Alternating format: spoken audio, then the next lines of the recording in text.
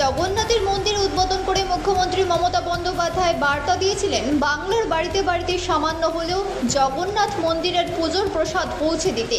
দীঘা থেকে ফিরে মুখ্যমন্ত্রীর নির্দেশ মেনে বৃহস্পতিবার দুর্গাপুরের পাণ্ডবেশ্বরী বিধানসভার গৌড়বাজার এলাকায় বাড়ি বাড়ি গিয়ে প্রভু জগন্নাথের প্রসাদ পৌঁছে দিলেন বিধায়ক নরেন্দ্রনাথ চক্রবর্তী।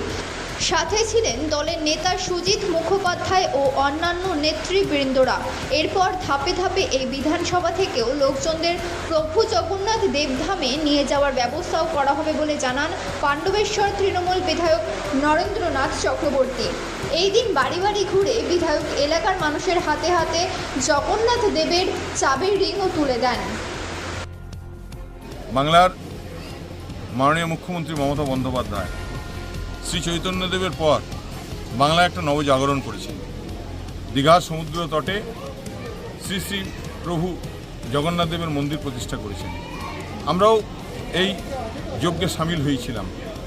আমার বিধানসভার মানুষজন, আমার জেলা পরিষদ, আমার গ্রাম পঞ্চায়েত, পঞ্চায়েত সমিতি, আমার যারা রাজনৈতিক যারা লিডারশিপ, তারা সবাই এখানে কালকে অক্ষয় তৃতীয়ার দিন সবাই মিলে এখানে খোল কীর্তন নিয়ে কীর্তন করেছে, ঠাকুরের আরাধনা করেছে।